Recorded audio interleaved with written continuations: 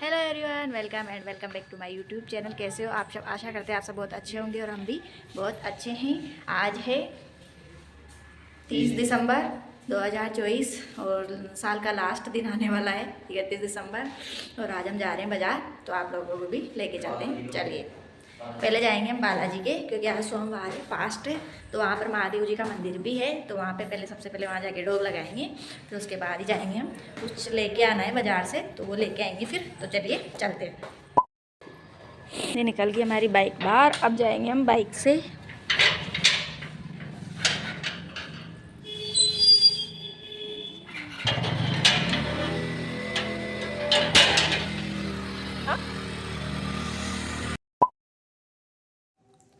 ये बालाजी का मंदिर है, जिसमें आज सोमवती अमावस्या है, तो बहुत सारी लेडीज़ आई हुई है। और मेरे भी सोमवार का फास्ट है, तो मैं भी यहाँ पर महादेव जी है, बालाजी है, सभी है। तो उनके ढोक दिया हमने और फिर वहाँ से हम आगे आ गए। इधर हमें कुछ लेने जाना था मार्केट में, तो फिर मार्केट में निकल गए थे। हम दोनों बाइक से आए थे घर से। और ये सुबह अभी 10-11 बजे का टाइम हो रहा है, ज़्यादा टाइम तो नहीं हुआ है, 11 समथिंग हो रही है, क्योंकि सब अभी धूप जस्ट अभी निकली है। पहले सुबह से तो बिल्कुल छाया हो रही थी। धूप निकलते ही फिर हम आ गए थे, क्योंकि काम था और फिर इनको कहीं जाना भी था, तो फिर ये चले गए थे मुझे छोड़ के। और फिर हम हमारा काम करके फिर वापस घर पे आ गए थे। और जो हम गए थे ना, वो शॉप ये थी, शिवम फुटवियर के नाम से है इस शॉप का नाम। यहाँ पर हम आए थे जूते लेने, वो भी मेरे लिए लेने आए थे, इनके लिए नहीं आए थे हम लेने, मेरे लिए जूते लेने आए थे हम। गाइस सभी चप्पल जूते लेने आई है हमारे यहाँ। नई नई नई दुकान खुली है अभी जोटवाड़ा के अंदर, रोज जी के चौराहे पे। आपको बढ़िया डिस्काउंट दी जाएगी।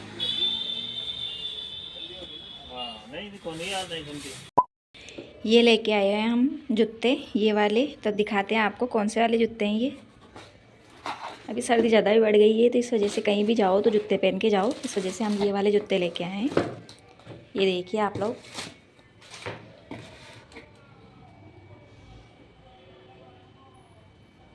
इसमें था एक ब्लैक कलर और एक ब्लू कलर, इसमें दो ही कलर थे और मेरे को ऐसे वाले ही जूते चाहिए थे, इसलिए मैं यहाँ पे लेके आई हूँ ब्लू वाला कलर।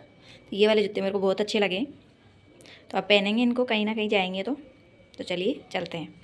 ले आए हम ये वाले जूते। मार्केट से आने के बाद में मेरा 7 डेज चैलेंज चल रहा है, तो उसके अंदर आज मेरा छठा दिन है। तो वो चिट्स मैंने 2 चिट्स बाकी थी मेरे पास, उनमें से एक चिट उठाई और फिर मैं अपने यहाँ पढ़ाई करना स्टार्ट कर दिया है मैंने। आज आज आज जो मेरे टास्क आया है ना, वो हिंदी में उपसर्ग और प्रत्यय वाला टॉपिक है, मैथ्स में ज्यामिति और मापन वाला टॉपिक है, जीके में रबी और खरीफ की फसल और पदार्थ एवं ऊर्जा यानी साइंस वाला टॉपिक है, और साइको में समायोजन और विशिष्ट बालक वाला टॉपिक है, और उपसर्ग और प्रत्यय भी संस्कृत में भी यही वाला टॉपिक है। संस्कृत और हिंदी में दोनों में सेम टॉपिक है, लेकिन पढ़ना अलग अलग बुक से है, अलग अलग रजिस्टर से पढ़ना है, नोट्स अलग अलग बने हुए हैं मेरे पास। सबसे पहले मैं यहाँ पर अपना हिंदी का टास्क पूरा करने के लिए बैठ गई हूँ। हिंदी में मैंने सबसे पहले उपसर्ग वाला चैप्टर खोला है, जो मैंने शॉर्ट नोट्स बना रखे हैं, उसी से मैं अपना रिवीजन कर रही हूँ। तो सबसे पहले उपसर्ग वाले टॉपिक का रिवीजन करूँगी और फिर उसके बाद में प्रत्यय वाले टॉपिक का रिवीजन करूँगी। दोनों टॉपिकों का रिवीजन एक साथ ही करूँगी। मैं अपने टारगेट वाली जो लिस्ट है मेरे पास, जो वो छोटा सा चिट मैंने बना रखा है, वो साइड में रख रखा है मैंने। जैसे जैसे मेरे टास्क पूरे होते जाएंगे मैं उस पर टिक करती जाऊँगी, जिससे मुझे पता चलता रहेगा कि मेरे इतने ये टास्क इस वाले सब्जेक्ट के पूरे हो गए हैं। 7 डे चैलेंज का एक आखिरी दिन कल और बाकी है, उसके बाद हम नया चैलेंज लेंगे। कुछ नए साल के अंदर नया चैलेंज लेंगे, कल का तो कल कंप्लीट करेंगे 7 डेज़ को। फिर उसके बाद में हम नया चैलेंज लेंगे और उसी के हिसाब से अपनी रीट की तैयारी करेंगे। और मेरे पास एक कमेंट आया था एक भैया का कि आप रीट प्री की तैयारी कर रहे हो या मेंस की तैयारी कर रहे हो। तो मैंने रीट प्री का भी फॉर्म भरा है, और मेंस का तो मैं वैसे भी दूंगी सही पेपर, मतलब मेंस का तो सभी को देना है, मुझे तो वैसे देना ही है। प्री मेरा क्लियर है, लेकिन मैंने फॉर्म डाल दिया है इसका। और इसमें मैंने लैंग्वेज फर्स्ट में हिंदी और सेकंड में संस्कृत लिया है। यहाँ पे मैं मेरा सेकंड जो टास्क आया है वो हिंदी के बाद में साथ के साथ में संस्कृत का रिवीजन कर रही हूँ, मतलब संस्कृत में भी उपसर्ग और प्रत्यय वाला ही टास्क है। तो हिंदी का करने के बाद मैंने साथ में ही संस्कृत का भी कर लिया है, क्योंकि दोनों टॉपिक सेम सेम है, दोनों ही लैंग्वेज में, हिंदी और संस्कृत में। इसलिए मैं इसके बाद लास्ट में नंबर था संस्कृत का, लेकिन मैंने स्टार्टिंग में मतलब साथ में ही ले लिया है दोनों को, कि कंबाइन में मतलब साथ साथ में हो जाएगा। इन दोनों का रिवीजन करने में मुझे 1.5 से 2 घंटे लगे थे, क्योंकि दोनों में दो दो टॉपिक है, थोड़ा थोड़ा अलग भी है, क्योंकि एक लैंग्वेज संस्कृत है, एक लैंग्वेज हिंदी है, तो इसलिए फिर उसमें ज़्यादा कुछ नहीं, पर फिर भी टाइम तो लगता ही है। 1-1 घंटा दोनों में लगा था मुझे, तो 2 घंटे लगे थे इन दोनों का रिवीजन करने में। और ज़्यादा टाइम तो नहीं लगता है, पर फिर भी लग ही जाता है थोड़ा बहुत। तो आप लोगों की रीट की तैयारी कैसी चल रही है, आप लोग कमेंट करके बताओ मुझे, जिससे मुझे भी कुछ हेल्प मिले, मैं भी अपनी तैयारी को अच्छे से कर सकूँ। तो आप लोग भी मुझे कमेंट करके बताया करो, जिससे मुझे भी कुछ हेल्प हो जाए। आजकल सर्दी बहुत ज़्यादा बढ़ गई है, और जयपुर में तो धूप भी नहीं निकलती। आज तो फिर भी धूप निकल गई थी, दिन में निकली थी, वो भी 11 साढ़े 11 समथिंग निकली थी। उससे पहले तो सुबह तो धुंध छा रही थी बिल्कुल ही, और ठंड इतनी थी कि बाहर निकलने का मन भी नहीं कर रहा था। धूप निकली उसके बाद ही हम बाहर निकले थे। और इसके बाद में मैं यहाँ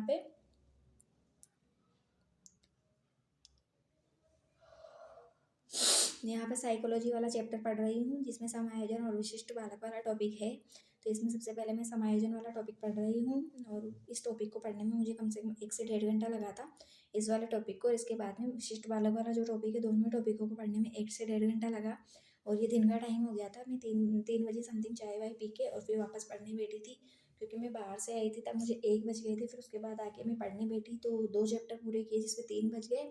फिर उसके बाद चाय वाय पी के और फिर इधर मैं साइकोलॉजी पढ़ने बैठ गई थी। पहले मैं चेयर पर बैठी हुई थी, फिर उसके बाद में चाय पीने के बाद में मैं बेड पे आके बैठ गई थी।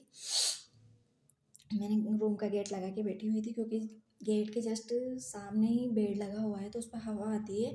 और हमारा जो रूम है ऊपर छत पे है, तो वहाँ पर ठंडी ठंडी खुले में है, तो ज़्यादा ठंडी हवा आती है। इसलिए मैं अधिकतर हमेशा ही गेट लगा के रखती हूँ, कि ठंडी ठंडी हवाएं न आए, क्योंकि अभी तबीयत ख़राब होने का ज़्यादा चांस रहता है। और मेरे वैसे ही जुकाम हो रहा है, हल्का फुल्का जुकाम तो सर्दी सर्दी में चलता ही रहता है, तो इसलिए फिर ज़्यादा बीमार हो जाए तो फिर पढ़ाई भी नहीं हो पाती, सब सेटलमेंट बिगड़ जाता है। इस वजह से ध्यान रखना पड़ता है सर्दी में, और सर्दी में सभी को ध्यान रखना चाहिए। किसी की तबीयत ख़राब हो जाती है तो फिर जल्दी से ठीक भी नहीं होती है। साइकोलॉजी में समायोजन वाला टॉपिक और विशिष्ट बालक वाला टॉपिक जो मैंने नोट्स बना रखे हैं, उसी से मैं उसका रिवीजन कर रही हूँ। और जो नोट्स हैं वो मैंने सालू धवन मैम से ही बनाए थे एग्जामपुर पे पढ़ के। एग्जामपुर पर जो यूट्यूब पर उन्होंने फ्री में क्लासें दी थी। एग्जामपुर पे 5 टीचर थे। श्याम सर से तो मैंने संस्कृत पढ़ी, गणेश सर से मैंने हिंदी पढ़ी, सालू धवन मैम से मैंने साइकोलॉजी पढ़ी थी, और जीके तो सचिन सर पढ़ाते हैं उस पर। और मैथ्स में उस पर विपुल सर मैथ्स पढ़ाते थे। तो ये इन सब की मतलब उनमें प्लेलिस्ट बनी होगी शायद, अब तो मैं नहीं पढ़ती हूँ, लेकिन मैंने जब मैं पढ़ी थी तो तब वो प्लेलिस्ट बनी हुई थी, तो मैं उन्हीं से प्लेलिस्ट में से देख देख के क्लासों का रिवीजन करती थी। फिर यहाँ पे उसके बाद में मैं यहाँ पे पढ़ रही हूँ पर्यावरण अध्ययन, मतलब जीके वाला टॉपिक। और जीके में भी रबी की फसल और खरीफ की फसल है, मतलब फसल के बारे में, कृषि और फसल के बारे में। फिर उसके बाद में मैं पढ़ूंगी पदार्थ एवं ऊर्जा, यानी साइंस का टॉपिक है। इसमें जो रीट में आ रहा है हमारे साइंस का टॉपिक, वो वाला टॉपिक है ये पदार्थ एवं ऊर्जा, इसके बारे में पढ़ूंगी मैं। तो ये मेरे पास जो सिकवाल की बुक है, उसी वाली बुक से मैं इसका रिवीजन कर रही हूँ। इस बुक में लैंग्वेज बहुत ईजी दे रखी है, और पढ़ने में मज़ा आता है इस लैंग्वेज को, क्योंकि आसान लैंग्वेज है जो समझ में आ जाती है। इसलिए इस वाली लैंग्वेज को पढ़ने में और इस वाली बुक से पढ़ने में बहुत मज़ा आता है। इसलिए मैं जीके के अधिकतर टॉपिक, सभी टॉपिकों को मैं सिकवाल वाली बुक से ही पढ़ती हूँ। मैंने नोट्स भी बना रखे हैं, लेकिन नोट्स से मैं कम पढ़ती हूँ, और सिकवाल वाली बुक से मैं ज़्यादा पढ़ती हूँ। जीके के कोई सा भी टॉपिक हो, उस टॉपिक को, अगर आप लोगों को भी रीड के लिए कोई भी बुक लेनी है, तो आप सिखवाल वाली बुक को एक बार लेके ट्राई करो। आपका 1-1.5 महीने में ये बुक आप पढ़ भी लोगे, और इसका रिवीजन भी कर लोगे। हम कोई सी भी बुक लें, उसको पढ़ना और उसका रिवीजन करना बहुत ज़रूरी होता है। सब मुझसे पूछते हैं कि कौन सी बुक ले, कौन सी बुक ले, तो हमें वो बुक लेनी चाहिए जिसकी लैंग्वेज आसान हो, और उस बुक को हम कंप्लीट पढ़ सकें और दोबारा उसका रिवीजन कर सकें। क्योंकि हमारे पास जो रीड का टाइम है वो 1.5 पौने 2 महीने है, मतलब 1 महीना और 25 दिन मान लो आप, तो पूरे 2 महीने भी नहीं है। तो इस हिसाब से हम वो बुक लेनी चाहिए हमें, जिस बुक का हम रिवीजन भी कर सकें और उस बुक को पढ़ भी सकें। और जिस बुक में सिंपल लैंग्वेज होती है, उसी बुक को हम पढ़ भी सकते हैं और उसी बुक का हम रिवीजन कर सकते हैं। नहीं तो हमसे पढ़ाई 1.5 महीने में ना तो बुक पढ़ी जाएगी और नहीं उसका रिवीजन हो पाएगा। इसलिए सिखवाल की बुक मुझे सबसे बेस्ट लगती है, जिसका हम रिवीजन भी कर सकते हैं और उस बुक को हम आसानी से पढ़ भी सकते हैं, ज़्यादा मोटी भी नहीं है और ज़्यादा पतली भी नहीं है। जीके के जितने टॉपिक दे रखे हैं सारे टॉपिक, रिट के जो भी टॉपिक है सारे टॉपिक दे रखे हैं इसके अंदर, और बहुत इजी लैंग्वेज में दे रखे हैं। इसलिए मुझे तो ये सिक्वाल वाली बुक सबसे अच्छी लगती है। मेरा यहाँ जीके का रिवीजन हो गया है। उसके बाद सबसे लास्ट टॉपिक है मेरे पास मैथ्स का, और मैथ्स में भी ज्यामिति और मापन वाला टॉपिक है। रिट में जितने भी मैथ्स के टॉपिक है ना, 4-5-6 टॉपिक मानो आप क्वेश्चन वाले हैं, सवाल वाले हैं, नहीं तो अधिकतर थ्योरी वाले टॉपिक है रिट में।